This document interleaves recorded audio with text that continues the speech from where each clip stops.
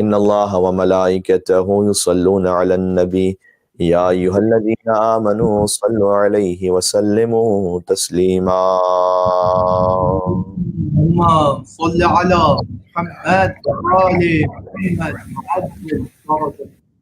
أعوذ بالله من الشيطان اللعين الرجيم. بسم الله الرحمن الرحيم. الحمد لله الذي أول بلا أول كان قبله والآخر بلا آخر يكون بعده الذي قصرت عن رؤيته أبصار الناظرين وعجزت عن نعته أوهام الواصفين. وصلى الله على رسوله الكريم حبيب إله العالمين العبد المرتضى والنبي المجتبى والرسول المصطفى سيدنا ونبينا وشفيع ذنوبنا وطبيب نفوسنا ومولانا ومولى الثقلين جد الحسن والحسين أبي القاسم محمد.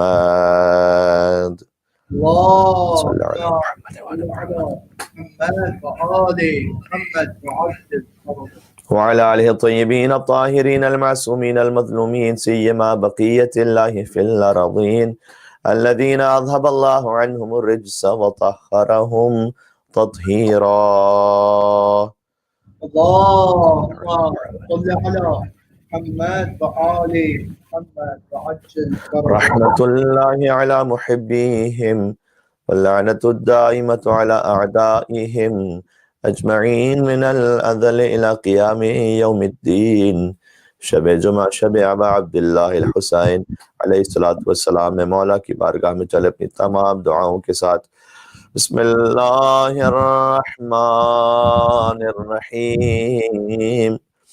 یا ابا عبداللہ یا حسین ابن علی ایہا الشہید یا ابن رسول اللہ یا حجت اللہ علی خلقہ یا سیدنا و مولانا انا توجہنا واستشفعنا وتوسلنا بك إلى الله وقدمناك بين يدي حاجاتنا يا وجيها عند الله اشفع لنا عند الله. ایک اور بار ظہور امام زمانہ علیہ السلام کے لیے. یا وجیہان عند اللہ اشفع لنا عند اللہ. صلوات بر محمد و آل محمد. اللهم صل علی محمد وآل محمد وعجل فرجهم. أما بعد فقد قال الله الحكيم في كتابه المجيد. بسم الله الرحمن الرحيم. وإذ قال ربك للملائكة إني خالق بشرا من صلصال من حمأ مسنون. صلوات على محمد وآل محمد. اللهم صل على محمد وآل محمد. ایک اور مل کے بلندتر صلوات بھیجتے ہیں محمد اور آل محمد پر. اللهم صل على محمد وآل محمد وعجل فرجه. عشرہ امام زین العابدین و سید الساجدین علیہ الاف التحیت و ثناء و افضل الصلاۃ والسلام ہے اور آہستہ آہستہ اپنے اختتام کے قریب ہے. موضوع سخن اس عشرے میں صحیفہ سجادیہ پر ایک سرسری اور اجمالی نگاہ رہی اور ہم نے کوشش کی کہ صحیفہ سجادیہ کی بعض دعائیں آپ کی خدمت میں عرض کی جا سکیں. مکمل صحیفہ سجادیہ کو پڑھنا اور اس کی مختصر شرح بھی ظاہر ہے کہ ممکن نہیں تھا، لیکن کم از کم اس عشرے میں کوشش کی گئی کہ صحیفہ سجادیہ سے جو ہمارے سامعین ہیں وہ ایک انسیت پیدا کر لیں، ایک محبت پیدا کر لیں، اور پھر انشاءاللہ خود اسے آپ دیکھیے. سافٹ کاپیز بھی اویلیبل ہیں ہر طرف انٹرنیٹ پر، اور انگلش اردو ٹرانسلیشن کے ساتھ، اور ہارڈ کاپی بھی گھر پر ہونی چاہیے. خود کتاب کی ایک اپنی برکت ہے، مولا کے کلام کو ہاتھ سے اٹھا کر پڑھنا. مولا زین العابدین ہے اور سید الساجدین ہے، عبادت کرنے والوں کی زینت، سجدہ کرنے والوں کے سردار۔ غور کیجیے گا کہ اللہ عز و جل نے اپنے قرآن میں جب انبیاء کا ذکر کیا ہے تو انہیں عابدین کہا ہے، اور جہاں ملائکہ کا ذکر کیا ہے تو انہیں ساجدین کہا ہے۔ انبیاء ہیں عابدین اور ملائکہ ہیں ساجدین، میرے مولا ہے زین العابدین اور سید الساجدین۔ مولا کے نام پر ایک مل کے اور صلوات بھیجیے گا محمد اور آل محمد پر۔ اللہم صل علی صل علی محمد۔ محمد وآل محمد وعجل فرجهم۔ معروف آیت ہے وَجَعَلْنَاهُمْ أَئِمَّةً يَهْدُونَ بِأَمْرِنَا وَأَوْحَيْنَا إِلَيْهِمْ فِعْلَ الْخَيْرَاتِ وَإِقَامَ الصَّلَاةِ وَإِيتَاءَ الزَّكَاةِ وَكَانُوا لَنَا عَابِدِينَ۔ سورہ انبیاء سورہ نمبر 21 آیت نمبر 73 73، کہ ہم نے قرار دیا ہے بنی اسرائیل کے انبیاء کو ائمہ یہدون بامرنا، کہ وہ ہمارے امر سے ہدایت کرتے ہیں، ہم نے انہیں امام قرار دیا ہے۔ وَأَوْحَيْنَا إِلَيْهِمْ فِعْلَ الْخَيْرَاتِ، اور وہ ہم نے وحی کی ان کی جانب فعل خیرات کی، نیک کاموں کی، وَإِقَامَ الصَّلَاةِ نماز کے قائم کرنے کی، وَإِيتَاءَ الزَّكَاةِ کہ وہ زکوٰۃ کو ادا کریں، وَكَانُوا لَنَا عَابِدِينَ، اور وہ جو ہمارے بنی اسرائیل کے انبیاء جنہیں ہم نے امام قرار دیا ہے وہ ہمارے عابدین میں سے، عبادت گزار بندوں میں سے۔ تو جہاں انبیاء کا ذکر آیا وہاں انہیں عابدین کہا، اور جہاں ملائکہ کا ذکر آیا تو حضرت آدم علیہ السلام کا مشہور واقعہ قرآن میں کئی مرتبہ ذکر ہوا اس کا، انہیں ساجدین کا ملائکہ کو۔ سورہ حجر میں بالخصوص یہ فرمایا کہ وَإِذْ قَالَ رَبُّكَ لِلْمَلَائِكَةِ إِنِّي خَالِقٌ بَشَرًا مِّن صَلْصَالٍ مِّنْ حَمَإٍ مَّسْنُونٍ۔ یاد کیجیے گا، اس میں ایک اور نصیحت بھی ہے ہمارے لیے کہ اے رسول صلی اللہ علیہ وآلہ وسلم، آپ اس وقت کو یاد کیجئے کہ جب آپ کے رب نے فرشتوں سے کہا کہ میں سڑے ہوئے گارے کی کھنکھناتی ہوئی مٹی سے ایک بشر بنانے والا ہوں۔ جی، یہ سڑے ہوئے کا جو لفظ ہے یہ خود قرآن میں موجود ہے، حمائم مسنون، جا کر ملاحظہ کر لیجئے گا۔ آغا حجت اسلام آغا نجفی صاحب کا جو ترجمہ ہے اور ویسے ہی جالندری صاحب کا جو ترجمہ اہل سنت کیا معروف ہے، دونوں میں یہی ترجمہ کیا ہوا، اور الحمدللہ اس فقیر کو عربی متون کے لیے ترجمہ دیکھنے کی معمولاً تو احتیاج نہیں ہوتی، لیکن میں ریفرنس پوائنٹ کے طور پر یہ حوالہ جات آپ کی خدمت میں عرض کر رہا ہوں کہ اللہ رب العزت نے سڑے ہوئے گارے کی کھنکھناتی ہوئی مٹی سے آدم علیہ السلام کو بنایا۔ آج ہمیں جس دعا کے بارے میں گفتگو کرنی ہے وہ ہے موت کو یاد کرتے ہوئے دعا۔ تو انسان اپنی حقیقت کو سمجھے کہ آغاز کہاں سے، حضرت آدم علیہ السلام کو اس کھنکھناتی ہوئی مٹی سے بنایا، اور ہماری جو خلقت اس دنیا میں آنے کے لیے اس کا آغاز ہے ایک قطرہ نجس سے۔ تو یہ آغاز ہے اور موت انجام ہے۔ درمیان میں جو اللہ سبحانہ وتعالیٰ نے ہمیں اختیار عطا کیا ہے اس میں کاش الدنیا مزرعۃ الآخرہ، دنیا آخرت کی کھیتی ہے، کچھ یہاں ایسا اچھا بو کے چلے جائیں کہ وہاں اچھا کاٹ سکیں۔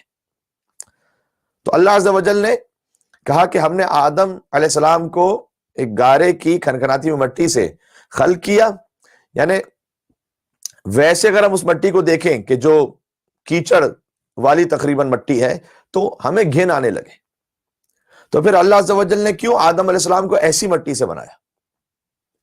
دیکھیں حدیث میں مفہوم یہ ہے کہ اللہ عز و جل نے امتحان لیا تھا یہ ملائکہ اور ابلیس کا، کہ اگر وہ خوشبودار جوہر سے آدم علیہ السلام کو خلق کرتا تو اس خوشبودار جوہر کے سامنے جھکنا آسان ہوتا۔ اللہ نے کہا نہیں، ہم سڑے ہوئے مٹی کے جوہر سے آدم کو بنائیں گے تاکہ تمہارا امتحان ہو کہ بظاہر اعلیٰ مواد کی کوالٹی نہیں بھی ہے تب بھی میرے حکم سے کون جھکتا ہے آدم کے سامنے، کیونکہ آدم علیہ السلام کی نسبت ہے اللہ کی طرف۔ تو تم ظاہری اس بناوٹ کو نہ دیکھو، یہ دیکھو کہ آدم کی نسبت مجھ پر ہے، میں نے اپنی روح پھونکی ہے۔ یہ جواب ہے بہت سارے سوالات کا کہ جناب میں علم کی لکڑی کو کیوں چوموں، یہ تو سادہ سی لکڑی ہے۔ تابوت کا کیوں احترام کروں، اس پر تو سادہ سا کپڑا ہے۔ ممبر کا کیوں احترام کروں، وہ تو خود ہم نے اپنے ہاتھوں سے ایک ممبر بنایا ہوا ہے۔ تو جناب جو ظاہر کی لکڑی ہے وہ ہے تو سادہ، جیسے آدم علیہ السلام ایک سادہ مٹی سے خلق ہو رہے، بلکہ قرآن میں ہماری مسنون ہے۔ میں کیا کروں کہ میں اس لفظ کو دہرانے پر مجبور ہوں کیونکہ قرآن کا لفظ ہے کہ ہم نے سڑے ہوئے گارے کی مٹی سے آدم علیہ السلام کو بنایا۔ امتحان تھا یہ، اس میں نعوذ باللہ من ذالک حضرت آدم علیہ السلام کے لیے کوئی توہین کا پہلو نہیں ہے، یہ امتحان تھا ملائکہ اور ابلیس کے لیے کہ دیکھو اس مٹیریل سے بھی اگر ہم بنا رہے ہیں اور ہم حکم دیتے ہیں تو تم جھکتے ہو یا نہیں جھکتے؟ کیونکہ اگر مٹیریل بہت اچھا سا ہوتا، خوشبودار ہوتا، بڑا بہترین ہوتا ظاہر میں بھی، تب اس کے سامنے جھکنا آسان ہوتا، کہا نا؟ مٹیریل پہ نہیں جھک رہے تم، ہمارے حکم سے جھک رہے ہو۔ لہذا جو علم کی لکڑی ہے وہ ظاہر میں سادہ ہے، دیکھو نسبت کس کی طرف ہے۔ جو ظاہر کی لکڑی کو دیکھ کر کہے کہ یہ تو ایک عام سی لکڑی ہے، کیوں احترام کریں؟ گویا وہ شیطان کی پالیسی پر عمل کر رہا ہے کہ نہیں جھکوں گا میں۔ نہج البلاغہ میں جملہ موجود ہے میرے مولا کا کہ شیطان نے کہا کہ میں اس ذلت آمیز خاک کے سامنے نہیں جھکنا چاہتا۔ جو ظاہر کو دیکھ کر احترام نہ کرے، اگرچہ کہ شے کی نسبت کسی عظیم ہستی کی طرف ہے، تو وہ ظاہر کو دیکھ رہا ہے گویا شیطان کی پالیسی، اور جو نسبت کو دیکھ کر چوم لے کہ یہ ابوالفضل عباس علیہ السلام سے منسوب قلم ہے، وہ سنت ملائکہ پر عمل کرنے والا بن جائے گا۔ نہج البلاغہ کا جو پہلا خطبہ ہے یہ اشرا الحمدللہ سیف سجادیہ پہ کچھ بات کرنے کی توفیق عطا ہوئی، انشاءاللہ کبھی نہج البلاغہ پر بھی ایک اشرا آپ کی خدمت میں عرض کریں گے، اور آپ بزرگ علماء کرام کو سنتے رہتے ہیں، میں تو فقط اپنی تربیت کے لیے اور اپنی اصلاح کے لیے کچھ باتیں پیش کر دیتا ہوں۔ تو نہج البلاغہ کا جو پہلا خطبہ ہے اس میں جہاں مولا نے خلقت آدم علیہ السلام کا ذکر کیا بہت ہی حسین انداز میں، علی ہی ایسا بیان کر سکتے تھے، فرماتے ہیں کہ پروردگار نے، یہ مولا کے الفاظ ہیں یعنی ترجمہ، پروردگار نے زمین کے سخت اور نرم اور شور اور شیرین حصوں سے خاک کو جمع کیا اور اسے پانی میں اس قدر بھگویا کہ وہ بالکل خالص ہو گئی، یعنی بیان کر رہے ہیں، اور پھر تری میں اس قدر گوندا کہ لیسدار بن گئی، اور اسے ایک ایسی صورت بنائی کہ جس میں موڑ بھی تھے اور جوڑ بھی تھے، اعضا بھی تھے اور جوڑ بند بھی تھے۔ اللہ اکبر، کون ہے علی کے سوا جو اس تفصیل کے ساتھ خلقت آدم علیہ السلام کو بیان کر سکے؟ یہ تو گویا وہ کیفیت ہے کہ کسی کی نگاہوں کے سامنے پورا منظر ہو رہا، ایک ایک جز کو بیان کر رہے ہیں، اور پھر اللہ عز و جل نے اس قدر سکھایا اس مٹی کو کہ وہ یعنی وہ جو پیکر بنایا تھا اللہ نے کہ وہ مضبوط ہو گیا، اور اس قدر سخت کیا کہ وہ خاک کھنکھنانے لگی، اور یہ صورتحال ایک وقت معین اور مدت خاص تک باقی رہی، جس کے بعد اس میں مالک نے اپنی روح کو پھونک دیا اور اسے ایسا انسان بنا دیا کہ جس میں ذہن کی جولانیاں بھی تھی اور فکر کے تصرفات بھی تھے۔ سبحان اللہ، ویسے وہ خاک ہے لیکن چونکہ اللہ نے اپنی روح پھونکی ہے لہذا اس کے ذہن میں صلاحیت ہے، فکر کے تصرفات ہیں، کام کرنے والے اعضاء بھی دیے اور جوارح بھی دیے، حرکت کرنے والے آلات و ادوات بھی دیے، اور حق اور باطل میں فرق کرنے والی معرفت بھی عطا فرمائی۔ یہی حق اور باطل میں فرق کرنے کی معرفت جس شخص میں حاصل ہو اسے اصطلاح میں فاروق کہتے ہیں، اور علی ابن ابی طالب علیہ السلام فاروق اعظم ہے۔ جنگل پہاڑ کرتے ہیں نادے علی علی، ہم سب کی مشکلوں کو حل کریں، مشکل کشا علی، نعرے حیدری، علی آل محمد صلوات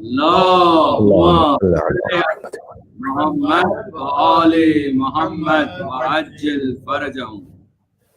دیکھیں موت پر تو بات ہوگی لیکن پہلے یہ تو پتہ چل جائے کہ ہمارا آغاز کہاں سے، اور قرآن میں بھی مبدا و معاد کا بے انتہا ذکر ہے۔ مبدا جہاں سے تمہاری ابتدا ہے، معاد جہاں تمہیں پلٹنا ہے، انا للہ و انا الیہ راجعون، یہ بھی مبدا و معاد ہے، اللہ ہی کے لیے، اللہ ہی کی طرف پلٹ کے جانے والے۔ یا ایتو النفس المطمئنہ ارجعی الی ربک راضیۃ مرضیہ، اے اطمینان والے نفس آ جا، نہیں واپس آ جا، ارجعی الی ربک راضیۃ مرضیہ، واپس انسان وہیں جاتا ہے کہ جہاں پر پہلے اس کا جائے قرار ہو۔ تو اگر اس حقیقت کو کوئی سمجھ جائے، اور پھر سورہ مومنون میں ہماری اس دنیا میں آنے کے انداز کو اس طرح سے بیان کیا گیا کہ اللہ عز و جل نے کہا کہ ہم نے تمہیں ایک سلالۃ من طین سے خلق کیا، جمی ہوئی مٹی سے، ثم جعلناه نطفة في قرار مكين ثم خلقنا النطفة علقة فخلقنا العلقة مضغة فخلقنا المضغة عظاما فكسونا العظام لحما ثم أنشأناه خلقا آخر فتبارك الله أحسن الخالقين. تو پھر وہاں سے خاک سے پھر اللہ عز و جل نے ذکر شروع کیا کہ پھر اس کے بعد ہم نے تمہارے نطفے کو ایک محفوظ مقام پر رکھا اور اس نطفے سے علقہ بنایا اور علقے سے مضغہ بنایا، جمع ہوا خون بنایا، جمع ہوئے خون سے گوشت کا لوتھڑا بنایا، اس کے بعد اس سے ہڈیاں خلقی فکسونا العظام لحما، اور ہڈیوں کے اوپر گوشت کی ایک اور تہہ کو چڑھا دیا، ثم انشأناه خلقا آخر، اس کے بعد تم میں روح پھونکی۔ یہ ہے وہ اصل انسان کو امتیاز عطا کرنے والی شے، کہ باقی سب تو مادیات ہے، باقی سب تو خاک ہے، اور گویا ایسی خاک کے جس سے بو آ رہی ہے، وہ حیوانیت کا پہلو، حیوانی جنبہ ہے، لیکن ہم نے روح بھی پھونکی۔ ثم انشأناه خلقا آخر، یہ جو خلقت آخر ایک نئی خلقت اسے عطا کر دی، تو وہ حیوانی زندگی سے نکل کر انسانی زندگی میں پہنچا۔ فتبارک اللہ احسن الخالقین، تو کتنا بہترین ہے تمہارا خلق کرنے والا پروردگار۔ سبحان اللہ سبحان اللہ۔ اللہ عز و جل نے اتنی وسیع و عریض کائنات خلق کی ہے کہ ہمیں اندازہ نہیں، ہم تو شاید پتہ نہیں اس کے ایک سرے کے ایک حصے تک پہنچے بھی ہیں کہ نہیں پہنچے، خدا جانتا ہے بہتر۔ وہ ایک بی بی سی پر ایک رپورٹ بھی تھی کہ اس وقت اگر ہم دیکھیں کہ کتنے سٹار اللہ عز و جل نے خلق کیے، تو ایک اندازہ تخمینہ یہ ہے کہ سوال اس میں لکھا ہوا تھا کہ جتنے بھی ساحل سمندر ہیں پوری دنیا میں، کتنے بڑے بڑے ساحل ہیں، ان میں جتنے ذرات ہیں، ایک ایک ذرہ، جتنے ذرات ہیں وہ ذرات زیادہ ہیں یا آسمان کے ستارے زیادہ ہیں؟ اور اس پوری ریسرچ کا آخر میں خلاصہ یہ تھا کہ جتنے ذرات ہیں ساحل سمندر پر، اس سے کم ڈبل ستارے اللہ عز و جل نے آسمانوں پر خلق کیے، کم از کم ڈبل۔ اور پھر اس میں لکھا ہوا بھی تھا کہ آپ ایک عدد لکھیے اور اس کے بعد 22 مرتبہ زیرو آگے بڑھاتے جائیے، ایک کے بعد ایک، جس کے لیے شاید نہ اردو نہ انگلش میں نہ کسی اور زبان میں کوئی لفظ ہی ایجاد نہیں ہوا کہ اس فگر کو کہا کیا جائے۔ اتنے تو فقط سٹارز خلق کیے ہیں، وہ بھی ہمارا تخمینہ ہے، باقی خدا جانتا ہے۔ لیکن کیا ان سٹارز کو خلق کرنے کے بعد، کیا اس چرند و پرند و ہوا و خلا و فضا اور ستارے اور سیارے اور ماہ و خورشید، سب کو اتنی بڑی بڑی مخلوقات اللہ عز و جل کی، کیا کبھی اللہ نے یہ کہا کہ کتنا بابرکت بہترین ہے تمہارا خلق کرنے والا یا ان کا خلق کرنے والا؟ نہیں۔ انسان میں پوٹینشل رکھا ہے کہ دیکھو یہ جو 70 سال کی زندگی سے گزار کے جب تم موت کے پاس پہنچو گے تو ہم نے تمہیں پوٹینشل رکھا ہے کہ تم فرشتوں سے افضل ہو چکے ہوگے۔ تو 6 یعنی ایک بچہ کہ جب یہ شکم مادر سے متولد ہوا ہے، ہم کہنا چاہ رہے تھے کہ 6 ماہ 7 ماہ 8 ماہ 9 ماہ یعنی بچہ ابھی متولد ہوتا ہے شکم مادر سے، چاہے وہ اتنا چھوٹا سا بچہ ہے کہ نہ خود اپنا بظاہر دفاع کر سکتا ہے، اپنے کہنے سے کھانا نہیں کہہ سکتا اپنے لفظ اپنے منہ سے، پانی نہیں مانگ سکتا خود سے، روتا ہے فقط۔ اللہ کہہ رہا فتبارک اللہ احسن الخالقین، کتنا بہترین ہے اس بچے کا خلق کرنے والا پروردگار۔ سبحان اللہ سبحان اللہ سبحان اللہ۔ کیونکہ اس میں صلاحیت ہے، پوٹینشل ہے، جہاں صلاحیت اور پوٹینشل ہوتا ہے وہاں ایک رسک بھی ہوتا ہے۔ پوٹینشل ہے کہ فرشتوں سے افضل ہو جائے، رسک یہ کہ جانوروں سے بدتر ہو جائے، جیسے کہ ابلیس ہو گیا، کیونکہ اس نے صاف صاف اعلان کر دیا کہ بھئی جب آدم علیہ السلام کو سجدہ کرو تو سب نے سجدہ کر لیا سوائے ابلیس کے۔ یہ جو میں نہج البلاغہ سے پڑھ رہا تھا کہ اللہ عز و جل نے تصرفات فکر کے عطا کی، حق اور باطل میں فرق کرنے والی ہمیں صلاحیت عطا کی، مختلف ذائقوں، خوشبوؤں اور رنگ و روغن میں تمیز کرنے کی صلاحیت عطا کی۔ یہ سب مولانا نہج البلاغہ میں کہا ہے۔ ایک خوشبو سے دوسری خوشبو کو ہم ڈیفرینشیٹ کرتے ہیں، 1000 قسم کے تو پرفیوم آتے ہیں خالی، یہ اللہ نے صلاحیت عطا کی ہے تبھی ہے نا کہ ایک خوشبو قسم کی ہے، اس خوشبو قسم کی 1000 قسم کے کھانے آتے ہیں، اس لیے کہ اللہ نے ایک زبان میں اتنی صلاحیت رکھی ہے کہ وہ لاکھوں قسم کے ذائقوں کو محسوس کر سکے۔ تھاؤزنڈز اینڈ ملینز کی تعداد میں رنگوں کی مختلف کیفیتیں، وہ سب آپ کی آنکھیں اور ہماری آنکھیں تمیز کر لیتی ہیں۔ کیا یہ سب نعمتیں نہیں اللہ کی؟ پھر جب ایسا انسان اللہ نے خلق کیا. تو ابلیس دیکھ رہا تھا فقط مٹیریل کو کہ یہ تو وہ بس سڑی ہوئی خاک سے، میں کیوں جھکوں. سب نے سجدہ کر لیا سوائے ابلیس کے. مولا نے کہا اسے تعصب نے گھیر لیا. کچھ بگڑس ہوتے ہیں، تعصب اور بدبختی غالب آ گئی کہ اس نے آگ کی خلقت کو وجہ عزت اور خاک کی خلقت کو وجہ ذلت قرار دیا کہ یہ ذلت والی خاک ہے. نہ دیکھیے کہ منسوب کس سے، حکم کیا ہے. اسے سمجھ میں آتا ہے کہ بظاہر کتنا ہی کوئی سادہ کام یا عجیب سا کام ہو، اللہ کا حکم ہے بس یہاں پر بات ختم ہو جاتی. حکم امام آ گیا، قال الباقر قال صادق آ گیا، بات ختم. بے شک میری عقل میں آ رہا ہوں نہ آ رہا ہوں، میرے مولا امام صادق نے کہا کافی ہے بس. ہو سکتا ہے کہ کہیں دنیا جس طرح سے آگے جا رہی ہے حجاب کا معاملہ بھی اسی طرح سے بن جائے کہ اتنا عجیب لگے کہ یہ کون سا اسلام حکم لے کر آ گیا. ساری دنیا کچھ کہتی رہے، مجھے یہ دیکھنا ہے کہ میرے مولا محمد باقر نے کیا کہا. فسجد الملائکۃ کلھم اجمعون، سورہ ہجر کی میں آیت تبرکن پڑھ دوں کہ سب کے سب فرشتوں نے سجدہ کر لیا الا ابلیس ابا ان یکون مع الساجدین، سوائے ابلیس کے کہ اس نے سجدہ کرنے والوں کے ساتھ ہونے سے انکار کر دیا. اس نے کہا میں نہیں کروں گا سجدہ. قال یا ابلیس، اللہ نے کہا ابلیس ما لک ان لا تکون مع الساجدین، تجھے کیا ہو گیا کہ تو نے سجدہ کرنے والوں کا ساتھ نہیں دیا. قال الم اکل لم اکن، ابلیس نے کہا کہ نہیں پروردگار مجھ سے ہی ہے، اب رب تو مانتا ہے نا، میں نہیں کروں گا سجدہ اس بشر کو کہ خلقتہ من صلصال من حمأ مسنون، جسے تو نے ایک سڑے ہوئے گارے کی کھنکھناتی مٹی سے بنائے، میں نہیں کروں گا سجدہ. اللہ نے بھی کہا فخرج منہا انک رجیم، یہاں سے نکل جا، مردود اور راندہ درگاہ ہے، اب گنجائش نہیں تیری اس بارگاہ. وَإِنَّ عَلَيْكَ اللَّعْنَ إِلَى يَوْمِ الدِّينِ، مجھ پر، میری طرف سے تجھ پر لعنت ہے قیامت کے دن تک کے لیے. یہ بھی ایک عجیب بات ہے، ابلیس نے خلیفۃ اللہ کا احترام نہیں کیا نا، تو اللہ نے کہا کہ تو نکل جا یہاں سے، قیامت تک کے لیے لعنت ہے. اچھا اس کا مطلب کیا ہے؟ اس کا مطلب ہے کہ ابلیس جیسا پڑھا لکھا بھی کوئی ہو، ابلیس کوئی کم اس وقت آسمانوں پہ دیکھ رہا ہوگا، معرفت کے کتنے دریچوں کو وہ دیکھ چکا ہوگا، لیکن اگر خلیفۃ اللہ کے احترام نہیں ہے تو بظاہر کوئی کتنا ہی بڑا علامہ ہے، وہ مردود اور راندہ درگاہ پروردگار ہے اور لعنت کا مستحق ہے. کیا کہنے سبحان اللہ سبحان اللہ. نعبد محمد بات واضح. اللہم صلی علی محمد وعلی محمد وآل محمد وعجل فرجہ. اس لیے کہ جوانوں کو مینوپولیٹ کرنے کے لیے ان کے ذہنوں میں ایک بات یہ بھی کہی جاتی ہے، آپ کہیے کہ جناب یہ دیکھیں کتنے غلط بات کی ہے. کبھی شاعر اللہ کا احترام کوئی برباد کرتا ہے ہماری ممبروں سے آ کر، کبھی دشمنان اہل بیت کو اتنا بڑھا چڑھا کے پیش کر رہا ہوتا ہے کہ ان کے تو تعلقات مولا علی سے بڑے اچھے تھے. کیا کہنے سبحان اللہ سبحان اللہ.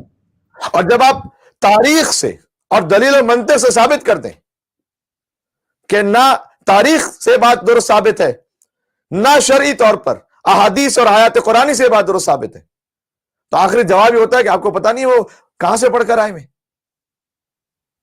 کتنی بڑی شخصیت ہے وہ. شیطان عرش سے پڑھ کر آیا تھا، تو کیا کہیں گے پھر؟ فقط پڑھائی لکھائی پہ بات نہ کیجئے کہ جناب کہاں سے پڑھ کر آئے، شیطان تو عرش سے پڑھا ہوا ہے.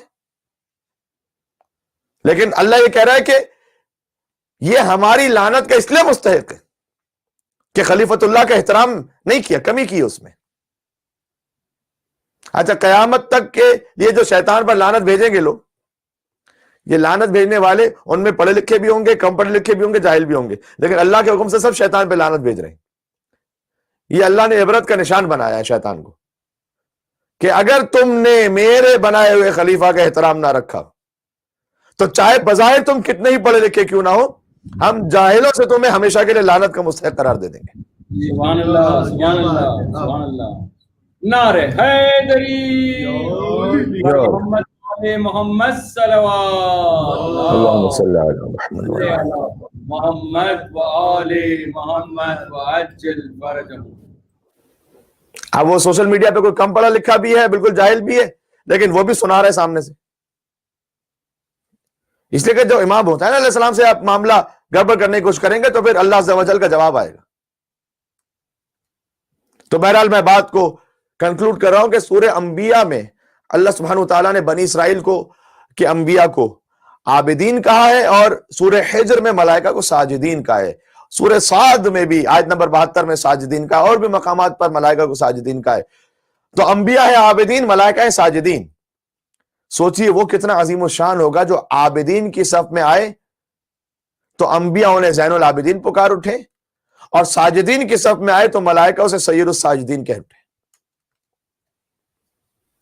हमें तो फख्र है कि हम इबादतों की जीनत के मानने वाले, हम सजदों के सरदार के मानने वाले। बाकी मुसलमानों से दस्तबस्ता गुजारिश कर दूंगा कि आप जिन जिन को मानते हैं आप मानते रहिए, हम पर ना मुसल्लत कीजिए, इसलिए कि जिन्हें आप मानते हैं उनके दो उसूल आपस में नहीं मिलते। दो उसूल, कितनी मिसाल ऐसी मौजूद जो आपने एक उसूल बनाया हुआ है, उसी उसूल को फिर आप अप्लाई करने जाएं, करने भाई यहां पर तो खता इज्तिहादी हो गई। अगर हर तख्त पर बैठने वाले का एहतराम है, क्योंकि भाई तख्त उनके पास था लिहाजा एहतराम करो, अज है से इमाम या जैसे खलीफा, फकत तख्त होने की वजह से, तो फिर ठीक है आपने अपने मजहब के मुताबिक बिल्कुल सही नारे लगाए कि अमीर यजीद जिंदाबाद, नऊज़ु बिल्लाह मिन ज़ालिक लानतुल्लाह अलैहिम अजमईन। और अगर आगे बढ़ाइए ना फिर इस उसूल को, अगर नकल कुफ्र कुफ्र नबाशत अमीर यजीद के नारे हैं तो फिर नमरूद और फिरौन का क्या कसूर है भाई? उन दोनों का उन्होंने क्या ऐसा किया हुआ है कि उनको शामिल ना कीजिए? साथ में नारा लेके जाइए ऊपर तक, अमीर नमरूद जिंदाबाद, अमीर फिरौन जिंदाबाद। उन दोनों का क्यों बुरा कह रहे हैं फिर? क्योंकि तख्त तो उनके पास भी था, तख्त यजीद के पास भी था। इसका मतलब है कि फिरौन के मुकाबले में मूसा, नमरूद के मुकाबले में इब्राहिम अलैहिस्सलाम। खुद मुसलमानों की तारीख अगर वो अपने तौर पर सही तरह से पढ़ लेते अल्लाह अज़्ज़ा व जल का पैगाम कि अल्लाह ने कभी नबूवत और रिसालत के साथ तख्त को लाजिम और मलजूम रखा ही नहीं, तो जब नबूवत और रिसालत के साथ ये लाजिम और मलजूम नहीं है तो आप हमसे क्यों एक्सपेक्ट करते हैं कि हम खिलाफत इलाहिया और इमामत के साथ तख्त को लाजिम और मलजूम करेंगे? तख्त गस्ब कर लिया किसी ने, अगरचे कि हुकूमत करना भी इमाम अलैहिस्सलाम का हक है बेशक, लेकिन अगर वो गस्ब कर लोगे तो क्या इमामत भी चली जाएगी? क्या मूसा अलैहिस्सलाम से नबूवत चली गई थी? क्या इब्राहिम अलैहिस्सलाम से खुल्लत चली गई थी? मैं आपसे कह रहा हूं जिस उसूल के तहत नऊज़ु बिल्लाह मिन ज़ालिक इस यजीद मलून के लिए जिंदाबाद का नारा लगाया गया, वो उसूल बिल्कुल फिट उतरता है नमरूद और फिरौन पर भी। तो जुलूस में आपने नारा लगाना चाहिए फिर कि अमीर नमरूद और फिरौन जिंदाबाद, आपके उसूल के मुताबिक नऊज़ु बिल्लाह मिन ज़ालिक, सद नऊज़ु बिल्लाह।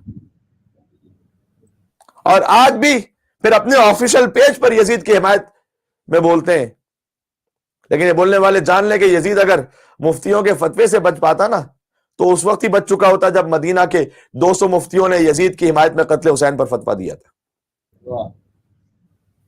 काजी शुरैह ने फतवा दिया था, 200 मुफ्तियों ने फतवा दिया था। मुफ्तियों के फतवों से कहां यजीद बचने वाला था, उससे तो और जलील और रुस्वा हो गया। पहले कहते थे इमाम हुसैन अलैहिस्सलाम के कातिल शिया हैं, जब इमाम सादिक अलैहिस्सलाम की तालीम करदा ज़ियारत आशूरा में कातिलान इमाम हुसैन के नाम सुने तो कहते नहीं नहीं ये तो हमारे ही हैं, इन पर लानत करना हराम है।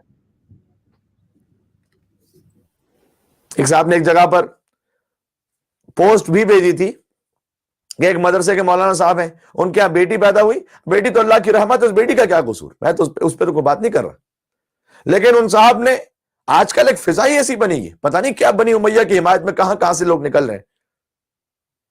وہ ادھر ادھر سے ہوتے نا مینڈک نکل رہے ہوتے.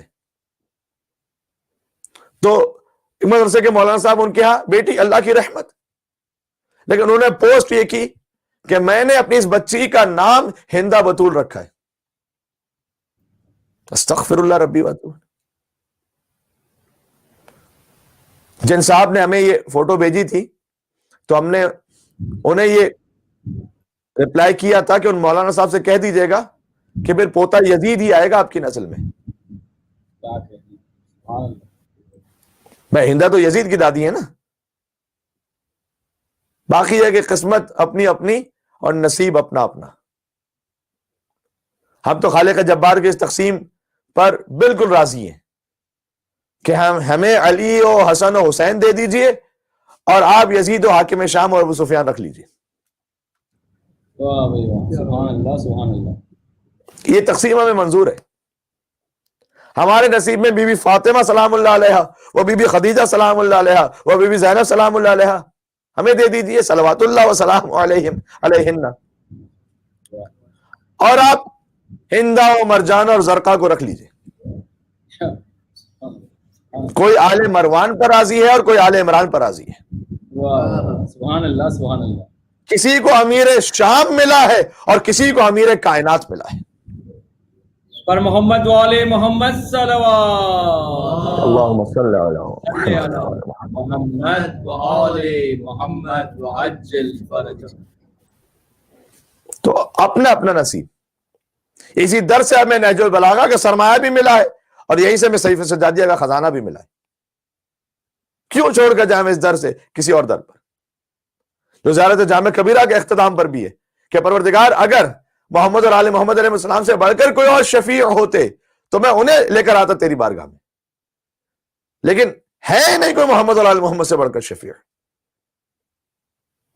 تو جن دروں سے ہمیں ایسے خزانے ملے, اس عشرے میں نے عرض کیا کہ ہم نے صحیفہ سجادیہ سے ایک انسیت اور محبت پیدا کرنے کی کوشش کی مومنین کے دلوں میں, اور انشاءاللہ کہیں نہ کہیں اس میں مولا نے کامیابی عطا کی کہ جو مومنین کا رسپانس آیا اس سے سمجھ میں آیا کہ کم از کم کہ صحیفہ سجادیہ کو مومنین نے کھولا, اس کے انڈیکس کو دیکھا, کچھ دعاؤں کو پڑھا, کچھ دعائیں یہیں سے جب سنی تو بڑا اچھا لگا اور کم سے کم ترجمے کی حد تک اسے دہرایا. وہ نظارے کہ مکمل صحیفہ سجادیہ کو پڑھنا تو ممکن نہیں تھا ایک عشرے میں. اب تو فقط ایک عاجزانہ نگاہ ڈالنا چاہتے تھے ادب احترام کے ساتھ عقیدت کے ذات صحیفے پر. اور آج بھی میں تبرکن و تیمناً ایک ایسی دعا پڑھ رہا ہوں جو پھر آدھے صفحے کی. اب تک ہمارا ریکارڈ ہی یہ رہا ہے. خاتمہ بالخیر کی ہم نے دعا پڑھی ہے, دعائے رحبت پڑھی ہے یعنی خشیت کے لیے دعا, اور سرکار ختمی مرتبت کے فضائل پر کل دعا پڑھی. تو آج بھی آدھے صفحے کی دعا لیکن نصیحتوں سے بھرپور. وَقَالَ مِن دُعَائِهِ علیہ السلام اِذَا نُعِیَ إِلَیْهِ مَیِّتٌ, جب کسی کی خبر مرگ کو سنتے میرے مولا کہ فلاں کا انتقال ہو گیا, ہم کہتے ہیں اِنَّا لِلَّهِ وَإِنَّا إِلَیْهِ رَاجِعُونَ, کلمہ استرجاع پڑھنے کی تاکید بھی ہے. تو جب مولا کسی کی موت کی خبر سنتے او ذکر الموت, یا خود ہی موت کو جب اپنی یاد کرتے تو یہ دعا پڑھتے. آج چونکہ شب جمعہ بھی تھی تو ہم نے مناسب بھی سمجھا, شب جمعہ موت کو یاد کرنے کی رات ہے, اپنے اعمال کو بہتر بنانے کی, ایصال ثواب مرحومین کے لیے پہنچانے کی رات ہے. اس مجلس کا ثواب ہدیہ کیجئے اپنے مرحومین کو, بالخصوص جن کے والدین مرحوم ہیں, اور شفا طلب کیجئے انشاءاللہ مریضوں کے لیے اس مجلس امام حسین السلام کی برکت سے. تو یہ دعا نمبر 40 ہے. اور شب جمعہ آپ جانتے ہیں کہ ارواح مرحومین وہ منتظر ہوتی ہیں کہ کوئی ہمیں ہدیہ بھجوائے, لہذا اپنی موت کو بھی یاد کیجئے اور یہ دعا بھی کیجئے کہ پروردگار مرنا تو سبھی نے, تو کوئی شب جمعہ ایسی بھی آئے کہ ہمارے ورثہ بھی ہمیں یاد کرنے والے ہوں اور ہم تک کچھ اعمال پہنچانے والے ہوں. 40 دعا نمبر صحیفہ سجادیہ سے, اللہم صلی علی محمد و آلہ. سبحان اللہ. معمول کے مطابق بھی اس دعا کا آغاز بھی درود و سلام سے, ایک مل کے اور صلوات بھیج دے محمد اور آل محمد پر. اللہم صلی علی محمد و آل محمد وعجل فرجهم. یعنی اب تک جو دعائیں ارشاد فرمائی تھی ان کا تعلق زندگی کے معاملات سے تھا, جو میں عرض کر چکا آپ کے سامنے کہ خوف اور امید کو برابر سے رکھنا, اور طلب حاجت کے لیے دعا ہے, والدین کے لیے دعا, اولاد کے لیے دعا, موت کے لیے بھی جب دعا ہے تو زندگی تو آغاز ہے درود سے اللہم صلی علی محمد والے. یعنی امام علیہ السلام نے صحیفہ سجادیہ میں سمجھایا ہے کہ موت بھی بابرکت چاہتے ہو تو جڑے رہو محمد اور آل محمد سے علیہ السلام. وقفنا طول العمل، اور پروردگار تو ہمیں لمبی لمبی آرزوؤں سے بچا لے.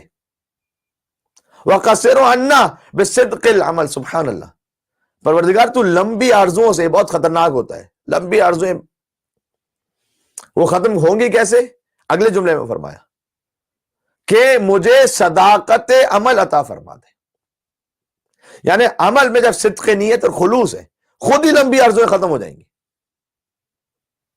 اس کی جگہ زندگی کا مقصد کیا بن جائے گا؟ ہر کام میں قربت اللہ. باقی ہے کہ شہرت ہو اور سب واہ واہ کریں، اور اسٹیٹس ہو تو مقام ہو تو خاندان میں عزت ہو اور سب جھک جھک کے سلام کریں، ہر کام قربت اللہ ہے. باقی ہے کہ اللہ نے جو نصیب کر دیا وہ کر دیا. تو جس نے واقعی حیات قربت اللہ کے لیے گزاری، اس کی کیفیت کیا ہوگی؟ اس کی پھر آرزویں لمبی نہیں، وہ یہ کہ خدا راضی ہو جائے بس. پھر امام نے اگلے فقرے میں بیان بھی کر دیا حتی لا نؤمل استمام ساعت بعد ساعت، سبحان اللہ، کہ پروردگار میری زندگی ایسی قربتن الیک ہو، قربتن اللہ یعنی کہ میں ایک لمحے کے بعد دوسرے لمحے کا، ولا استفاء یوم بعد یوم، اور ایک دن کے بعد دوسرے دن کا، ولا اتصال نفس بنفس، اور ایک سانس کے بعد دوسری سانس کا، اور ایک قدم کے بعد دوسرے قدم کی امید ہی نہ رکھو، امید ہی نہ رکھو. میں یہی سمجھو کہ آج آخری دن ہے، بس جتنا اللہ کو راضی کر سکتا ہوں کر لوں. اللہ کو راضی کرنا اللہ کی مخلوق کو راضی کرے. سب سے بڑھ کر اہل بیت اطہار، وہ راضی ہے تو خدا راضی ہے. خدا کی رضا کا معیار اور میزان ہے رضا اہل بیت اطہار علیہ السلام. تو امام علیہ السلام نے کہا کہ پروردگار میری زندگی ایسے گزرے کہ ایک لمحے کے بعد دوسرے لمحے کا میں امیدوار ہی نہ ہوں، بس جو ہے یہ فائنل ہے. اور جب کسی عالم سے پوچھا گیا کہ اگر آپ کو یہ پتہ چل جائے کہ آج آپ کی زندگی کا آخری دن ہے تو کیا کریں گے؟ تو انہوں نے کہا کہ وہی کروں گا کہ جو پچھلے 50 سال سے کر رہا ہوں. تو کہا کیا مطلب؟ کہ ہر دن یہی سمجھتا ہوں کہ میری زندگی کا آخری دن ہے، زندگی گزاری اس طرح سے رہوں. سبحان اللہ. تو پھر اتنا مال جمع کرنا اور اس کے لیے ہوس، اور اس کے لیے کبھی چیٹ، کبھی فراڈ، کبھی وراثت میں دھوکا، نہ فائدہ نہیں ہے نا اس کا. پھر کوئی ہر وقت یہ احساس ہو کہ میں دار بقا میں نہیں ہوں، دار فنا میں ہوں. پھر آگے امام علیہ السلام نے فرمایا کہ اور ہمیں دنیا کے سلمنا من غرور ہے، دنیا کے تو غرور سے بچا لے. ہمیں غرور عربی زبان میں دھوکے کو کہتے ہیں. اردو میں بھی مغرور کو مغرور اسی لیے کہتے ہیں کہ وہ دھوکے میں ہوتا ہے کہ وہ سب سے بڑا ہے. جبکہ قبرستان ایسے لوگوں سے بھرے پڑے جو کہتے تھے کہ ہمارے بغیر تو نظام چل نہیں سکتا، آج منو مٹی خاک میں دبے ہوئے. پروردگار اس دھوکے سے مجھے بچا لے کہ جو کچھ چل رہا ہے میں ہی چلا رہا ہوں. نہ چاہے اب وہ ہر ایک کا اپنا اپنا لیول ہوتا ہے کہ خاندان کو ہی میں چلا رہا ہوں.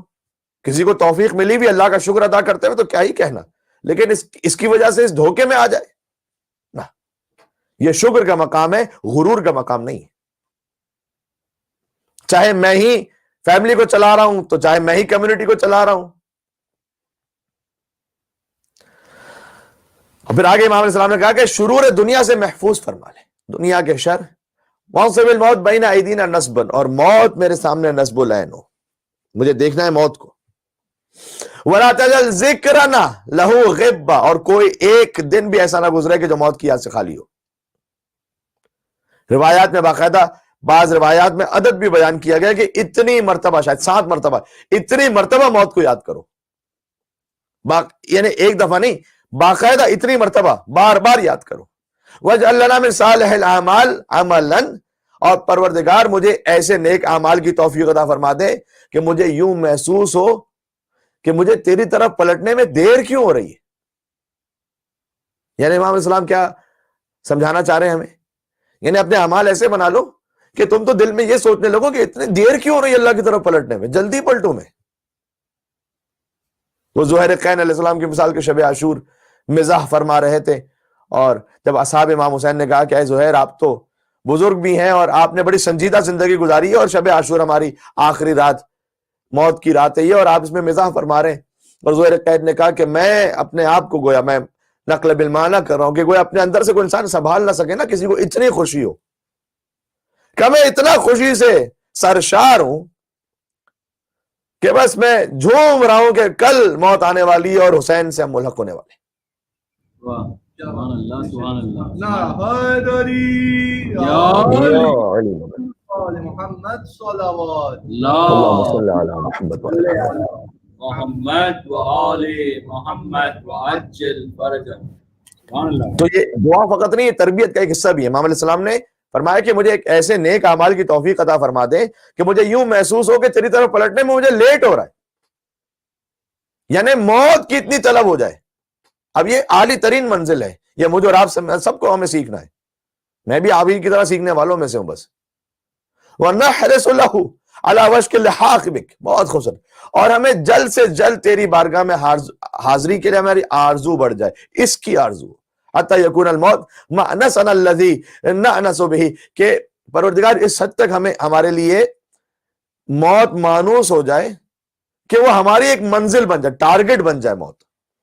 اپنے آپ کو خود مار دینا جائز نہیں ہے، خود اپنے آپ کو ہلاکت میں ڈالنا بھی جائز نہیں ہے، لیکن زندگی ایسے گزری ہو کہ بس موت منزل بن جائے۔ اور پھر امام نے آگے فرمایا کہ بلکہ موت ہمارے لیے الفت کا سامان بن جائے، جس سے انسان سکون اور اطمینان میں آ جائے، اپنی ہر تھکن، ہر مشکل کو انسان سمجھے کہ بس اب یہ ختم، موت اللہ کے پاس، میں چلا ہوں علی سے ملاقات کو۔ جس کی تھی آرزو وہ گھڑی آ گئی۔ نعرہ حیدری یا آل محمد صلوات اللہم اللہ صلی علی محمد وعلی محمد۔ محمد و آل محمد وعجل فرجہ۔ سبحان اللہ۔ سبحان اللہ۔ اور پھر امام علیہ السلام نے آگے فرمایا کہ پروردگار موت کو ایسا عزیز بنا دے ہمارے لیے کہ ہم اس کے قرب کو پسند کریں۔ یقین فرمائے گا کہ اعمال صالحہ کے بغیر ممکن نہیں ہے موت کے قرب کو میں پسند کروں، اور بس جب تو موت ہم پر وارد اور نازل کر دے تو فَاسْعِدْنَا بِهِ زَائِرًا، سبحان اللہ، تو ہم موت کے سعادت مند زائر بن جائیں۔ زائر کا مطلب کیا ہوتا ہے کہ جو زیارت کر رہا ہے، جو دیکھ رہا ہے، تو بخوشی ملاقات کریں۔ زائر کا مطلب ملاقات کرنا بھی ہوتا ہے نا۔ امام علیہ السلام سے ہم ان کی خدمت میں حاضری کے لیے تشریف لے جاتے ہیں، تو وہ ملاقات ہوتی ہے مولا سے۔ تو ہم موت کے ظاہر بن جائیں ایسے کہ سعادت مند ظاہر، وہ خوشی خوشی ملاقات کریں۔ وَآنِسْنَا بِهِ قَادِمًا، اور مانوس ہو کر اس کا استقبال کریں۔ اور یقین جانیے گا، یعنی اگر ظاہر کسی نے اس دنیا کو آباد کیا اور آخرت کو برباد کیا ہوا ہے، تو در حقیقت اسے پھر موت کا یہ خوف نہیں ہوتا، اسے خوف ہوتا ہے اس آگے ذلت اور رسوائی کا۔ موت کا خوف اصل میں نہیں ہوتا۔ اور جس کو یقین ہے کہ آگے آباد ہی آباد ہے، شاد ہی شاد ہے، علی سے ملاقات ہے، وہ تو پھر مانوس ہو کر استقبال کرے گا موت کا۔ وَلَا تُشْقِنَا بِالضِّيَافَةِ، اور موت کی ضیافت سے ہمیں بدبخت نہ ہونے دینا، یعنی یہ کہ جب موت آ رہی ہے تو ہم باقاعدہ، وہ ہماری مہمان نوازی کے لیے آ رہی ہے، تو ہم بدبخت ہو کے نہ جائیں۔ وَلَا تُخْزِنَا بِزِيَارَتِهِ، اور نہ اس کی ملاقات سے ہمیں رسوا کرنا۔ شب جمعہ اس لیے ساری باتیں ہو رہی ہیں، اور صحیفہ سجادیہ کی دعا، صحیفہ شب جمعہ بھی، تو بڑا اس سے اچھا کمبینیشن کوئی ہو نہیں سکتا تھا۔ وَاجْعَلْهُ بَابًا مِّنْ أَبْوَابِ مَغْفِرَةٍ، بلکہ تو موت ہی کو ہمارے لیے مغفرت کے دروازوں میں سے ایک دروازہ بنا دے۔ وَمِفْتَاحًا مِّن مَفَاتِيحِ رَحْمَتِكَ، اور رحمت کی کنجیوں میں سے کنجی بنا دے۔ وَأَمِتْنَا مُهْتَدِينَ، بس ختم ہونے والی دعا، غیر ضالین، اور حالت ہدایت میں ہمیں موت عطا کر، گمراہیوں پر نہیں۔ خاتمہ بالخیر کی دعا سنا چکا ہوں، صحیفہ سجادیہ کی دعا نمبر 11 انہی مجالس میں آ چکی ہے۔ تائعین غیر مستنکر، کہ ہمیں فرما برداری کے ساتھ موت قبول کر لیں، غیر مستکرہین، اس سے نفرت کرنے والے نہ ہوں، توبہ گزاروں خطا کار نہ ہوں، تائبین غیر عاصین، ولا مصرین، اور نہ ہی گناہوں پر اصرار کرنے والے ہوں۔ یا ضامن جزاء المحسنین، اے نیکوکاروں کے اجر و ثواب کا ذمہ اپنے اوپر لینے والے پروردگار، ومستصلح عمل المفسدین، اے بدکاروں کے اعمال کو ٹھیک کرنے والے پروردگار۔ یہ پوری دعا کا ترجمہ میں نے آپ کی خدمت میں عرض کر دیا۔ آواز سے بلند صلوات بھیج دیں عقیدت کے اظہار کے لیے امام سید الساجدین علیہ السلام کی بارگاہ میں. اللهم صل على محمد وآل محمد وعجل فرجهم. بس ذہن گرامی بقیہ اعمال بھی آپ انجام دے چکے ہوں گے شب جمعہ کے یا انجام دیں گے دنیا کے ڈیفرنٹ ٹائم زونز میں جہاں آپ کہیں دیکھ رہے ہیں اس مجلس کو. تو لہٰذا بہت طولانی گفتگو نہیں کرنا چاہتا. اللہ عز و جل اعمال کو ٹھیک کر دیتا ہے. اس کا ایک وسیلہ خود ائمہ کا حق شفاعت ہے. شفاعت کے ذریعے سے وہ مومنین کے اعمال کو درست کر دیتا ہے اگر انشاءاللہ شفاعت کے قابل اور سبھی مومن انشاءاللہ قابل بنے. بلکہ اللہ عز و جل کا جو نظام ہے وہ ہے ہی رحمت پر مبنی. دیکھیں ایصال ثواب ہم مرحومین کے لیے کرتے ہیں تو اللہ یہ کر سکتا تھا نا کہ جب موت ہو جائے تو اس کے بعد نامہ اعمال بند, اس کے بعد کوئی ثواب نہیں بھجوا سکتا. اس نے ایسا نہیں کیا, اس نے ایصال ثواب کو باقی رکھا. یہ رحمت پر مبنی نظام ہے. حتیٰ اتنا رحمت پر مبنی ہے کہ یہیں پر کوئی دلدلا کے معاملہ ختم ہو جائے. گناہ اگر ہو بھی گئے, خطائیں ہو گئی ہیں, یہیں پر معاملہ. روایت میں ہے کہ ایک روز ایک دشمن امام تھا, وہ پہنچا امام جعفر صادق علیہ السلام کی خدمت میں, اللہم صلی علی محمد وآل محمد, پر محمد وآل محمد. کم سے کم اتنا عقیدت نہیں رکھتا تھا امام سے. تو کہنے لگا کہ اگر آپ کا چاہنے والا کوئی گناہ کر لے تو اس کی عاقبت کیا ہوگی؟ تو امام علیہ السلام نے جواب دیا کہ خداوند متعال اگر اس نے خیر توبہ نہیں کی تو خداوند متعال ایک بیماری میں اسے مبتلا کر دے گا تاکہ بیماری کی تکلیف اس کے گناہوں کا کفارہ بن جائے. تو اس شخص نے پھر پوچھا کہ اگر وہ بیمار نہ بھی ہوا تب؟ اچھا, اس کے پیچھے مقصد کیا تھا؟ وہ جہنم میں پہنچانا چاہتا تھا کہ اگر آپ کا چاہنے والا کوئی گناہ کرے تو بالآخر کہاں جائے گا؟ امام نے کہا دیکھ اللہ اسے ایک بیماری میں مبتلا کر دے گا, بیماری کی تکلیف انشاءاللہ اس کے گناہوں کا کفارہ ہو جائے گا. باقاعدہ احادیث میں بھی آیا ہے کہ جو مفہوم میرے ذہن میں آ رہا ہے اس وقت کہ ایک دن کا بخار 1 سال یا 2 سال کے گناہوں کا کفارہ ہو جاتا ہے اگر انسان صبر کے ساتھ گزار لے, شکوہ نہ کرے. ایک سر درد کتنے کبیرہ کے علاوہ کفارہ ہو جاتا ہے, احادیث موجود ہے اس پر. اب یہ ہے کہ خود کا سر درد, کچھ لوگ ہوتے ہیں دوسروں پہ سر درد پیدا کرتے ہیں, وہ تو پتہ نہیں کتنے کبیرہ گناہوں میں شاید اضافہ کروا دیں. سر درد دوسروں کے لیے نہ بنیے, اپنے لیے اگر سر درد ہو جائے تو انشاءاللہ وہ گناہوں کا کفارہ ہو جائے گا. اور اس میں فیملی کے بھی آپس کے معاملات ہوتے ہیں, کبھی بیوی شوہر کے لیے, شوہر بیوی کے لیے درد سر نہ. اس نے پھر پوچھا اگر بیمار نہ ہو, آپ کہہ رہے ہیں کہ اللہ بیماری دے دے گا تو اس کو گناہوں کا کفارہ, اگر بیمار نہ ہو تو کیا ہے؟ امام علیہ السلام نے کہا کہ پھر اللہ ایک پڑوسی دے دے گا اس کو جو اس کو تکلیف پہنچائے گا, اور پڑوسی کی تکلیف پہنچانے پر یہ چونکہ اس پر صبر کرے گا لہذا گناہوں کا کفارہ ہو جائے گا. کبھی ہوتا ہے ایسا پڑوسی کہ اللہ کہتا ہے کہ پروردگار یہ گھر کیوں مل گیا مجھے, اور پھر وہ شخص کہتا ہے کہ اگر پڑوسی بھی برا نہ ملے اس کو پڑوسی بھی بڑا اچھا مل جائے. اب وہ زبردستی, میں نے کہا نا جہنم میں پہنچانے, ہمیں بھی نہ زبردستی جہنم میں پہنچانے کی کوشش کرنی چاہیے, نہ یہ کہ خوف خدا ختم ہو جائے اور اتنا گناہوں پر جری ہو جائیں کہ ارے یہ سب مولانا کی باتیں ہیں کہ ممبر سے پتہ نہیں کیا گناہ کہتے رہتے ہیں. مولا کے ماننے والے تو کیا ہونے, مولا کے ماننے والے بنیے اور ان کے حکم پر عمل کرنے والے بیلنس اپروچ ہونی چاہیے. بشیر بھی تھے رسول اللہ, نذیر بھی تھے. تو اس نے کہا کہ اگر برا پڑوسی بھی نہ ملا تو پھر کیا ہوگا؟ تو امام علی مقام اسلام نے ارشاد فرمایا کہ اللہ اس کو ایک برا دوست دے دے گا تاکہ وہ دوست جب اس کو تکلیف پہنچائے گا اور تو اس تکلیف سے اس کے گناہوں کا کفارہ ہو جائے گا. اس شخص نے کہا کہ اگر برا دوست بھی نہ ملا تو؟ دیکھیں امام کتنا بچا رہے ہیں. کہا برا دوست بھی نہ ملا تو؟ امام نے کہا کہ اللہ اس کو بری بیوی دے دے گا. ابھی اپنے دماغوں میں آپ نہ سوچیے گا کہ اچھا اللہ نے میرے ساتھ لگتا ہے یہی کیا. کہنے کا مقصد ہے کہ بری بیوی دے دے گا یا برا شوہر دے دے گا, شریک حیات, تاکہ جب وہ اسے تکلیف پہنچائے تو اس کے گناہوں کا کفارہ ہو جائے. اس نے کہا کہ اگر بری بیوی بھی نہ ملے تو؟ وہ بھی اطاعت گزار نیک صالح بیوی ہے.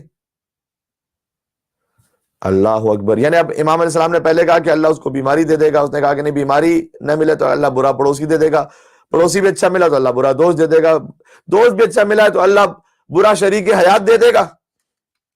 اتنا وہ بھی ڈھیٹ تھا. اس نے کہا کہ اگر برا شریک حیات بھی نہ ملا ہو, امام نے کہا اللہ اسے موت سے پہلے توبہ کی توفیق دے دے گا. ہمارا چاہنے والا نا, موت سے پہلے انشاءاللہ توبہ کی توفیق دے دے گا. اس نے پھر بغض و عناد کے بعد پوچھا کہ اگر موت سے پہلے توبہ کی توفیق بھی نہ مل سکی, یقین امام علی مقام علیہ السلام نے ارشاد فرمایا تیری آنکھوں میں خاک, پھر ہم اس کی شفاعت کریں گے. کیا کہنے, نعرہ حیدری یا علی, جنگل بہار کرتے ہیں نعرہ علی علی, ہم سب کی مشکلوں کو حل کریں, مشکل کشا علی نعرہ حیدری یا علی. محمد صلوات اللہم صلی علی محمد و آل محمد وعجل فرجهم. تو یہ دار رحمت اتنا کھلا ہوا ہے. بس امام علیہ السلام مجھ سے چاہتے ہیں کہ میں اس قابل بن جاؤں, اتنی ظرفیت آ جائے. میں نے ایک مقام پر تقریر میں جملہ عرض کیا تھا کہ علی علیہ السلام نے, اور وہ وائرل بھی کافی ہوا آگے, کہ کبھی کوئی زندگی میں ایسا کام نہیں کیا جس سے ان کے چاہنے والوں کو شرمندگی اٹھانا پڑے. یعنی کیا, علی کا سر کبھی بتوں کے آگے نہیں جھکا. علی نے کبھی نعوذ باللہ اپنی بہن پر ہاتھ نہیں اٹھایا. تاریخ میں جا کے دیکھیے گا یہ کیا کچھ کس نے کیا ہوا ہے. علی کبھی میدان چھوڑ کے بھاگا نہیں. علی نے کبھی بھاگتے ہوئے کا پیچھا بھی نہیں کیا. کیا کہنے, سبحان اللہ سبحان اللہ. علی نے کوئی ایسا کام ہی نہیں کیا کہ ان کے محبین کو شرمندگی اٹھانا پڑے. واہ, سبحان اللہ سبحان اللہ. نہ علی نے کبھی یہ کہا کہ اگر فلاں نہ ہوتا تو میں ہلاک ہو جاتا. واہ واہ واہ, سبحان اللہ سبحان اللہ سبحان اللہ. بے نیاز رب کا بے نیاز نمائندہ علی کو ضرورت ہی نہیں تھی. باقی کہتے رہے کہ اگر علی نہ ہوتے تو ہم ہلاک ہو جاتے. کیا کہنے بھائی, سبحان اللہ. لیکن علی نے کبھی نہیں کہا. تو غور فرمائیے گا, رسول سبحان اللہ, رسول اللہ نے کبھی علی سے کوئی سورہ واپس نہیں لیا کہ آپ اسے پہنچانے کے قابل نہیں ہیں. کیا کہنے, سبحان اللہ. حیدری یا علی. بات واضح ہو رہی. تو کبھی ان کی زندگی میں کوئی ایسا کام ہی نہیں کہ جہاں شرمندگی کو کوئی بات بھی آئے نا.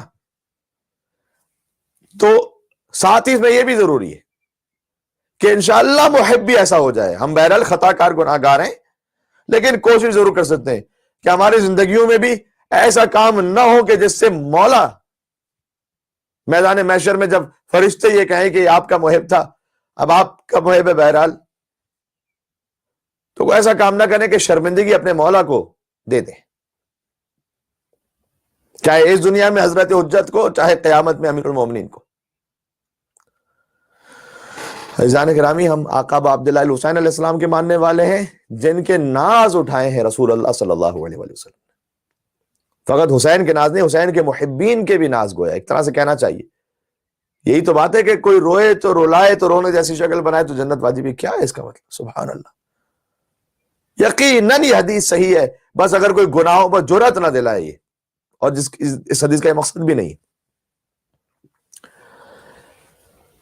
آج شب جمعہ میں تبرکاً ایک بات پیش کرتا ہوں, اور پھر امام حسین علیہ السلام سے متعلق شاید میں نے وعدہ بھی کیا تھا کل کہ میں میر انیس علیہ رحمہ کے کلام سے کچھ مصرے آپ کو سناؤں گا. اور چونکہ شب امام حسین بھی ہے, شب یاد موت بھی, وہ تو بات ہو گئی اس پر, اور شب امام حسین بھی, اور یہیں سے متصل مصائب کہ امام حسین علیہ السلام کے ناز اٹھائے رسول اللہ صلی اللہ علیہ وسلم نے, اس لیے کہ حضور جانتے تھے کہ حسین کا ذکر ہدایت کی ضمانت ہے. عید کے دن جب جنت سے آیا ہوا لباس امام حسین علیہ السلام زیب تن فرما چکے تھے, لباس بھی تو جنت سے آیا تھا, تو اپنے نانا سے فرمائش کیا کی تھی کہ اب مصرے چند سن لیجئے گا. نانا سے فرمائش کر رہا ہے نواسا, لیکن نواسا نانا ہے محمد مصطفیٰ جیسے, اور نواسا ہے حسین جیسا علیہ الصلوۃ والسلام. بولا یہ ہاتھ جوڑ کے دستے خدا کا لال, خدا کے ید اللہ کے بیٹے نا، دستے خدا کا لال، بولا یہ آج جوڑ کے دستے خدا کا لال، حضرت کو برقرار رکھے رب ذوالجلال۔ اب انیس بھی خالص وہ ایک لکھنوی انداز میں حفظ مراتب کا بھی پورا خیال کرتے ہیں اور جذبات کو بھی پورا پہنچاتے ہیں۔ حضرت کو برقرار رکھے رب ذوالجلال، پوشاک یہ پہن کے تو ہم خوش ہوئے کمال، ناکا نہیں ہے کہ جس پہ چڑھے اب یہ ہے ملال۔ اب ناکا بھی تو ہو کوئی، عزت میں ہے بزرگ شرف میں زیادہ ہیں، لڑکے تو سب سوار ہیں اور ہم پیادہ ہیں۔ ہائے ہائے ہائے، عزت و بزرگی میں تو امام حسین السلام سے بڑھ کے کوئی ہے نہیں۔ عزت میں ہے بزرگ شرف میں پیادہ ہیں، لڑکے تو سب سوار ہیں اور ہم پیادہ ہیں۔ پیدل تو عیدگاہ میں جانا ہے ننگو آر، ہم کو بھی آج اونٹ منگا دو تو ہو سوار۔ کہنے لگے حسین سے محبوب کردگار، معلوم اب ہوا یہی غصہ تھا میں نثار۔ تخیل ہے انیس کا، جس میں ایک شائستگی بھی ہے، جس میں ایک وقار بھی ہے۔ کہنے لگے حسین سے محبوب کردگار، معلوم اب ہوا یہی غصہ تھا میں نثار۔ ہاں آپ روٹھتے ہیں تو مشکل سے منتے ہیں، ہائے ہائے۔ ہاں آپ روٹتے ہیں تو مشکل سے منتے ہیں، اچھا سوار ہو جیے ہم اونٹ بنتے ہیں۔ کیا کہنے، نعرہ حیدری، آل محمد صلوات اللہم صلی علی محمد وآل محمد وعجل۔ سبحان اللہ سبحان اللہ۔ ہاں آپ روٹتے ہیں تو مشکل سے منتے ہیں، اچھا سوار ہو جیے ہم اونٹ بنتے ہیں، ہم بنتے ہیں اونٹ آپ کے لیے۔ کیا بات ہے، سید الانبیاء۔ اوکے، فرما کہ یہ کمر میں رکھا دامن قبا، اب امام حسین علیہ السلام سوار ہو رہے ہیں۔ فرما کہ یہ کمر میں رکھا دامن قبا، رکھ کر زمین پہ ہاتھ بنے اونٹ مصطفیٰ۔ اللہ اکبر، جیب قبا میں رکھ کے قدم کو وہ مہلکا۔ ایک زین بھی تو ہوتی ہے نا ایک سواری کے لیے، تو انیس علیہ الرحمن نے تشبیہ دی ہے رسول اللہ کی جیب، جیب قبا میں رکھ کے قدم کو وہ مہلکا، پشت جناب سید لولاک پر چڑھا۔ آخری جو بیت ہے وہ اتنا حسین ہے کہ شاید ساری گفتگو اور مجلس ایک طرف اور یہ ایک بیت ایک طرف۔ پشت جناب سید لولاک پر چڑھا، پائے حسین عرش کا سرتاج ہو گیا۔ پائے حسین سرکار ختمی مرتبت کی جیب قبا ہے، کوئی معمولی بات ہے جہاں حضور اپنی نالین کے ساتھ معراج پہ تشریف لے جائیں، وہ جیب قبا حضور کی، اس کی کیا شان ہوگی؟ سدرۃ المنتہا تک پہنچے حضور اپنی چپلوں کے ساتھ، پوری کائنات حضور کی نالین کے نیچے، اس پر حسین موجود ہیں، اس قبا کے اوپر، جیب قبا میں رکھ کے قدم کو وہ مہلکا، پشت جناب سید لولاک پر چڑھا، پائے حسین عرش کا سرتاج ہو گیا، وہ روز عید کا شب معراج ہو گیا۔ نعرہ حیدری پر محمد وآل محمد صلوات۔ اللہم صلی علی محمد وآل محمد وعجل فرجہ۔ سبحان اللہ سبحان اللہ۔ وہ روز عید کا شب معراج ہو گیا۔ بس جار گرامی، یہ ہم نے چند مصرے شب جمعہ کی مناسبت سے عرض کیے کہ اگرچہ کہ شب جمعہ اشعار پڑھنا ویسے مناسب نہیں ہے، سوائے ان اشعار کے کہ جو شان اہل بیت علیہ السلام کو بیان کریں، وہ افضل اور ثواب ہے، اور ذکر امام حسین علیہ السلام بھی ہو جائے اور حضرت امیر علی صلی اللہ علیہ وسلم کی روح کو بھی ایصال ثواب ہو، اور تمام مرحومین کی خدمت میں مجلس کا ثواب عطیہ کرتے ہیں۔ لازمی سی بات ہے کہ شب جمعہ ہے تو مصائب ابا عبداللہ الحسین علیہ السلام کا بیان۔ ابھی عرض کیا کہ وہ حسین جو راکب دوش رسول ہے، وہ کربلا میں ذوالجناح پر ڈگمگا رہا تھا، جس کے لیے لباس جنت سے آئے تھے، اسے لباس شہادت کے نیچے پرانا لباس اس لیے پہننا پڑا کہ ظالم لوٹ کر لے جائیں گے اسے۔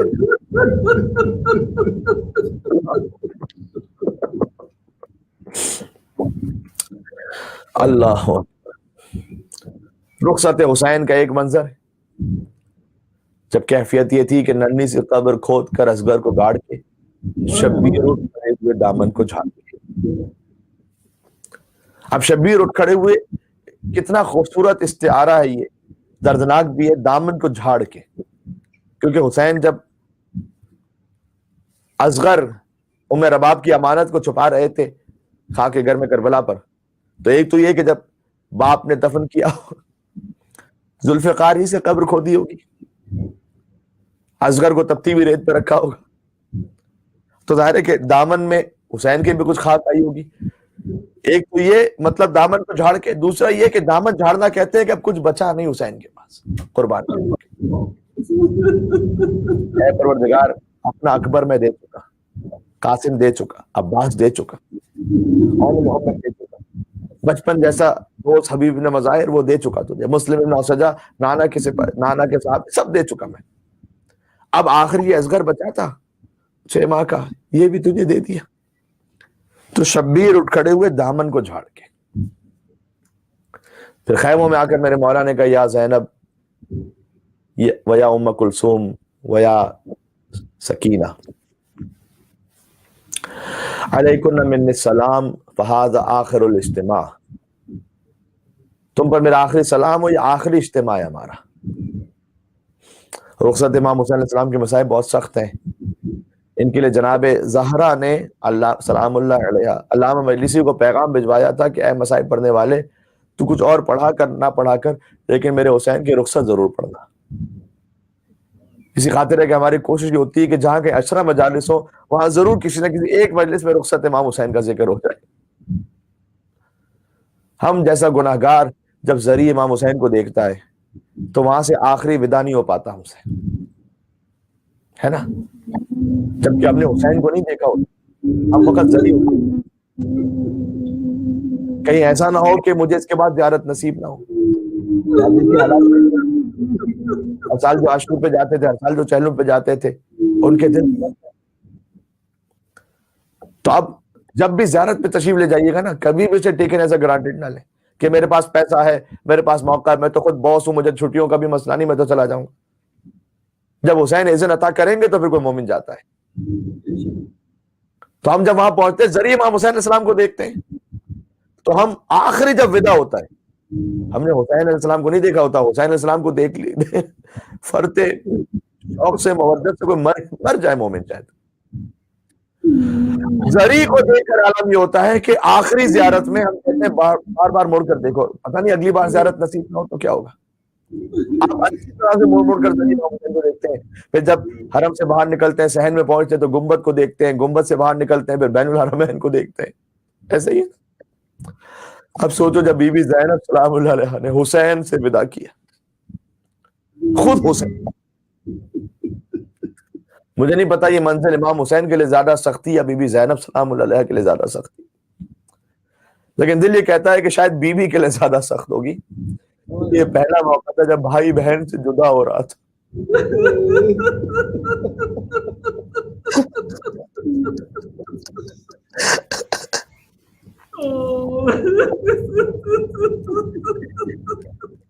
امام حسین علیہ السلام اور شہزادی زینب سلام اللہ علیہ ان کا 54 برس کا ساتھ رہے, 54 ایئرس.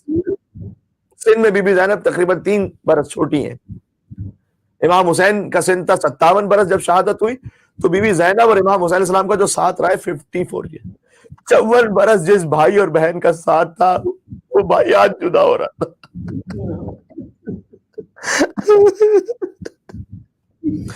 جدائی بہت سخت تھی شہزادی زینب سلام اللہ علیہ کو. بی بی نے تو عبداللہ ابن جعفر طیار سے کہہ دیا تھا کہ جب وہ تشریف لائے تھے کہ اگر آپ مجھے واپس چلنے کے لیے کہنے آئے تو میں آپ کی زوجہ ہوں, میں آپ کے ساتھ چلی جاؤں گی, لیکن زینب حسین سے جدا ہوگی تو زینب کا لاشا ہی یہاں سے جا سکتا ہے, زینب زندہ تو نہیں جا سکتی. وہ بہن کے جو لمحے بھر بھائی سے جدائی کا تصور نہیں کر سکتی تھی, آج وہ بھائی جدا ہو رہا تھا, جدا بھی شہادت کے لیے. اللہ اکبر. بی بی جانتی ہے کہ جب حسین جائیں گے تو پھر کتنی تلواریں ہیں جو پڑنے والی ہیں, کتنے نیزے ہیں جو حسین کے لیے, کم سے کم 30,000 کا لشکر لکھا ہوا ہے کم سے کم, ورنہ 9 لاکھ کا لشکر اور اطراف میں موجود تھا. اب تک ہر مصیبت میں بھیا آپ ساتھ ہوتے تھے ہمارے، لیکن اب یہ بہن اکیلی رہ جائے گی. لیکن اللہ نے صبر زینب سلام اللہ علیہ کے اس منزل پر بھی حسین سے کہا بھیا نہ رو بھیا. مقتل میں لکھا ہوا ہے حسین نے کہا کیف اللہ آپ کی بہن میں کیسے نہ رو، تھوڑی دیر بعد ان بازوؤں میں رسیاں بندھنے والی ہیں.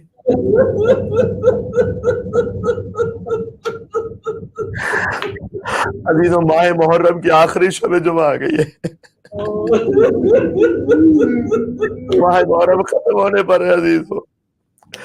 ایسا لگتا ہے چند دنوں ہی کی تو بات تھی کہ ہم نے سہرا کے لال کا فرش ادا بچھایا تھا، ہم نے محرم کا چاند دیکھا تھا، اشرے محرم شروع ہوا تھا، عباس کے مسائل کا ذکر ہوا، اکبر کے مسائل کا ذکر ہوا، شب عاشور آئی، شام غریبہ آئی، ہم نے عاشور کے اعمال کیے تھے. پروردگار محرم آخری شب جمعہ آ گیا جسے محرم ملنا یا نہیں ملنا. عزیزو اپنے محرم کی آخری شب جمعہ سمجھتے ہوئے رو لینا.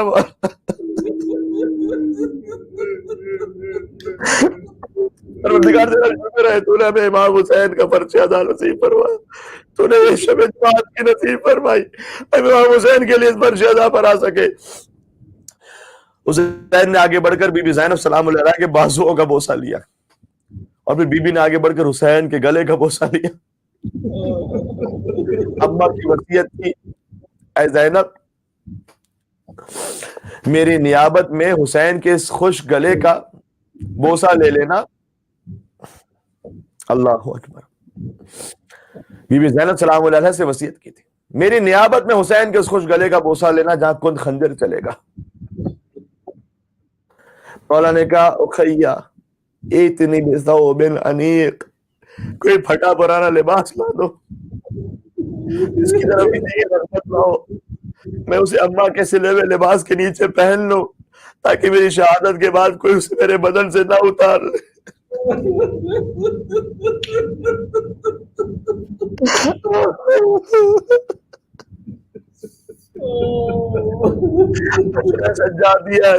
میرا بھی ایمان ہے ماں. سب سے زیادہ جو نقاہت کی جو کیفیت تھی وہ اصل عاشور پر طاری تھی. امام حسین سید سجاد علیہ السلام کے پاس گئے، مولا سجاد آپ کی شہادت کا ذکر ہم نے 3 دن پہلے کیا ہے، آپ کے بابا کو آپ کی شہادت کا پرسہ پیش کیا ہے، لیکن جب آپ اپنے بابا سے جدا ہو رہے تھے کیا کیفیت تھی. حسین پہنچے سید سجاد کے پاس تو حسین کے چہرے پر علی اصغر کا خون تھا. چونکہ اصغر کے خون کو چہرے پر والا تھا نا، لباس پر قاسم اور اکبر کا خون ہوگا. کمر عباس کی شہادت کے بعد ٹوٹ چکی تھی. سجاد نے اپنے بابا کو اس عالم میں دیکھا، کہا این اخی علی، علی اکبر کہاں ہے بابا؟ بابا یہ دوست آپ کے کہاں گئے؟ امام نے کہا بیٹا لیس فی الخیام رجل الا انت وانا، اس خیام میں مردوں میں تیرے اور میرے سوا کوئی نہیں بچا.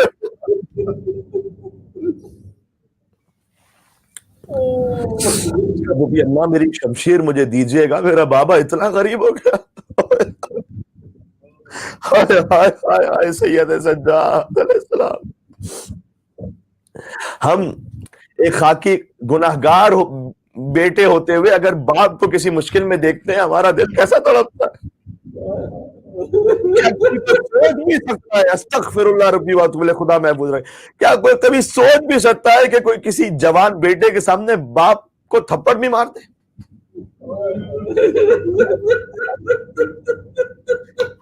جوان بیٹا مر جائے گا لیکن باپ پر ہاتھ نہیں اٹھنے دے گا.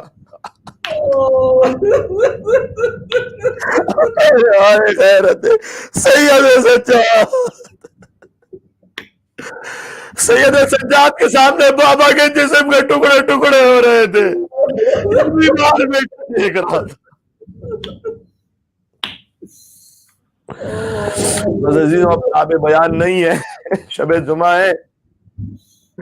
آج شبیر پہ کیا عالم تنہائی ہے، یا نہ بیٹا نہ بھتیجا نہ کوئی بھائی ہے. اور جب سوچیے کہ امام حسین علیہ السلام مقتل میں تشریف لائے، بس عزیزو مقتل سے ایک جملہ پڑھو ختم کر دوں بیان. بقول شاعر کچھ باتیں ہوتی ہیں ایک مصرے میں ایسا درد بھرا بیان ہوتا ہے، برچیاں کھاتے چلے جاتے ہیں تلواروں میں، مار لو پیاسے کو ہے شور ستمگاروں میں، مار لو پیاسے کو ہے شور ستمگاروں میں۔ حیدر کا شعر لڑ رہا تھا، مولا وہ جہاد عظیم الشان، عصر کا ہنگام آ گیا، یا یہ تو النفس المطمئنہ کی صدا گونجی، لوگ تلواریں، نیزے، بھالے، لاٹھیاں اور پتھر لے کر حسین پر ٹوٹ پڑے۔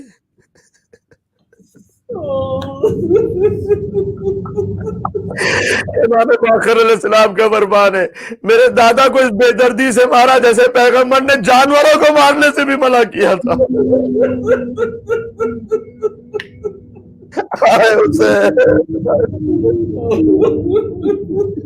زخمی بازو ہے، کمر خم ہے، بدن میں نہیں تاب، ڈگمگاتے ہیں نکل جاتی ہے قدموں سے رکا، شدت ضعف میں جس جا پہ ٹھہر جاتے ہیں، سینکڑوں تیر ستم تن سے گزر جاتے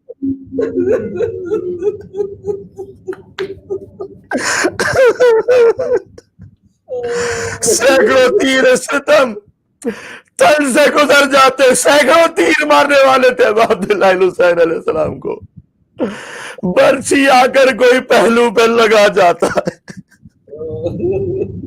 کیسے پڑھو عزیز ہو، کیسے پڑھو؟ برچی آ کر کوئی پہلو پہ لگا جاتا ہے، مارتا ہے کوئی نیزہ تو غش آ جاتا ہے۔ کوئی نیزہ مارا، کوئی دور سے تیر مارا، کوئی پہلو پہ برچی مارا۔ یہ حسین اسی فاطمہ کا بیٹا ہے جس کے پہلو پر دروازہ مار کر ظالموں نے برچیاں توڑ دی۔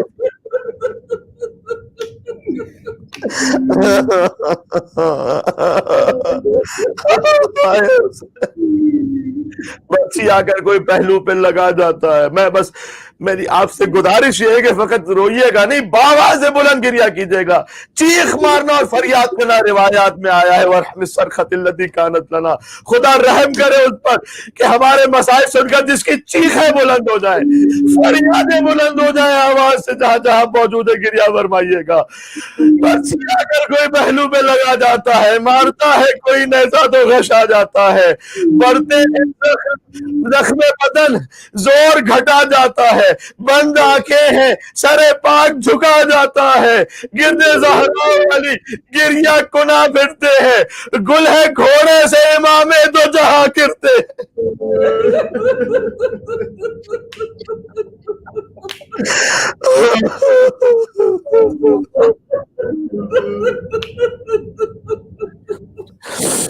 یہ وہ وقت تھا کہ جب بی بی زینب سلام اللہ علیہ خیموں سے باہر تشریف لے آئی۔ کتنا سخت وقت تھا کہ علی کی بیٹی کو مجمع خیار میں آنا پڑا، اور بی بی نے کہا کیونکہ کوئی تیر مار رہا تھا، کوئی نیزہ، کوئی تلوار، سوچو ایک شخص کوئی، ارے کوئی مجرم بھی ہوتا ہے نا کبھی، اور 20 لوگ ایک ساتھ اسے مل کر مانڈے لگے، ہم کہتے ہیں رکو یار ذرا رکو رکو، یہ رسول اللہ کا نوازا تھا، یہ فاطمہ کا لخت جگر تھا، یہ رسول کی زبان چوسنے والا حسین تھا۔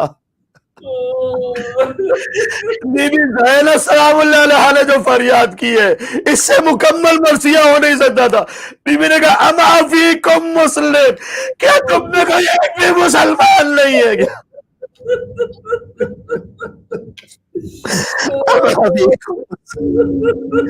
کیا تم میں ایک مسلمان کوئی نہیں؟ میرے بھیا کو نہ مارو، نہ مارو میرے بھیا کو۔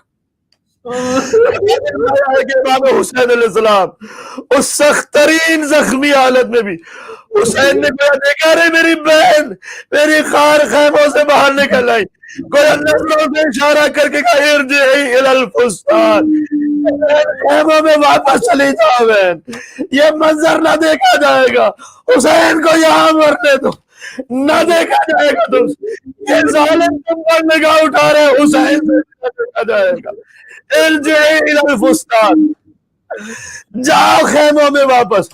اس لیے کہ حسین جانتے تھے کہ اب کیا ہونے والا ہے. وَالشِّمْرُ جَالِسٌ عَلَى صَدْرِكَ, شمر آپ کے سینے پر سوار ہو گئے. بسم اللہ وباللہ وفی سبیل اللہ وعلی ملت رسول اللہ.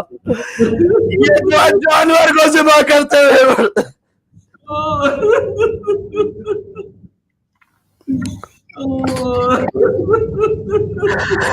زہرا دیکھ رہی تھی. آخری جملہ کہہ دیتا ہوں, اللہ جانے میں بھی اس لیے پڑھتا جا رہا ہوں کہ شب جمعہ محرم کی آخری شب جمعہ ہے.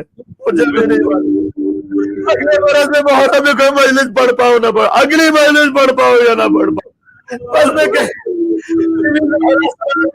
دیکھ رہی تھی اس منظر کو. حسین کٹتے گئے, ہر شہید کا لاشا حسین لائے. حسین کی خبر شہادت کون لاتا؟ ذوالجلال واپس پلٹا, اپنی بے زبانی سے بیویوں سے کہہ رہا تھا زہرا قریب لاش پسر خاک اڑاتی ہے, ارے خیموں میں جاؤ لوٹنے کا فوج آتی.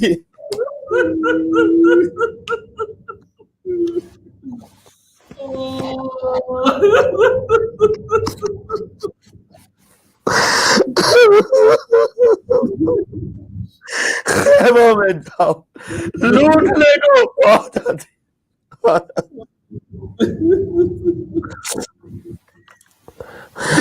آج بھی زینب کی آتی ہے صدا بھائی حسین, تیرا چہرہ تیری آنکھیں بھول کر بھائی حسین. دور افتادہ سفر سے جب کبھی میں نے نوے ٹھنڈا پانی پیا بس تیری یاد آئی حسین. آج بھی تلے زینبیہ پر ہی جملہ لکھا ہوا ہے. جب بی بی نے بھائی کا گلا کٹتے ہوئے دیکھا, کنانا صلی علیکہ ملائکۃ السماء, آپ پر آسمان کے ملائکہ نے نماز پڑھی. وہذا حسین الفلار مسلوب الامامہ مقطع الاعضاء, جس کے اعضاء کٹ چکے ہیں یہ آپ کا حسین ہے, امامہ چھینا جا.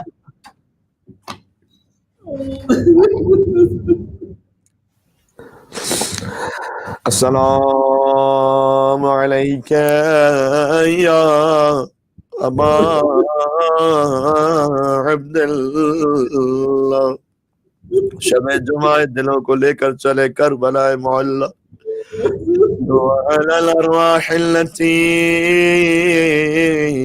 حلت مثناک, علیک منی سلام اللہ ابدا ما بقی وبقي الليل والنهار ولا جعله الله آخر العهد مني لزيارتكم. السلام على الحسین, سب مل کے کہہ دے السلام على الحسین وعلى علي بن الحسين وعلى أولاد الحسين وعلى أصحاب الحسين. جزاك الله.